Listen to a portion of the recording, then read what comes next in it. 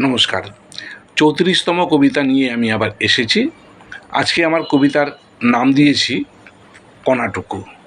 পাঠ করছি আমি।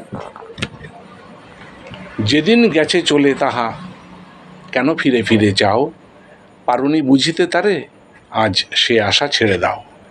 গাঁথামালা থাকে না তাজা, সময়ে শুকায়ে যায়, বর্ণগন্ধহীন হয়ে হায় ঝরে পড়ে যায়। সমুখ পানে পড়ে আছে যাহা, ভালোবেসে টেনে কোলে লও তাহা। শেষ সম্বল আপন করে খুঁজলয় তার সন্ধানে।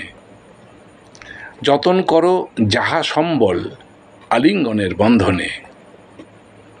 মাধুরী মাখা হয়তো সুবাস পেতে পারো কোনো ক্ষণে, তবে ভালোবাসারে করোনা হেলা, দিও তারে তার প্রতিদান। মান্যতা রেখো কৃতজ্ঞ চিতে, দিও প্রেম বলিদান। অনেক সময় কি হয়, আমার হিতৈষী কোনো ব্যক্তি এক পক্ষ আমার প্রতি ভালো লাগা ভালোবাসা আমার সপক্ষে ভেবে গেছে বা কিছু চেষ্টা করে গেছে, কিন্তু বুঝেও বুঝতে পারিনি বা ততটা গুরুত্ব দিইনি।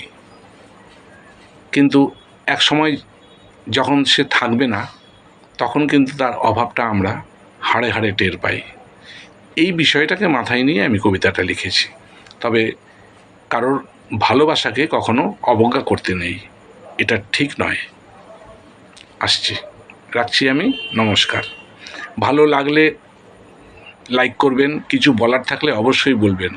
আপনাদের পরামর্শই আমার প্রেরণা। রাখছি।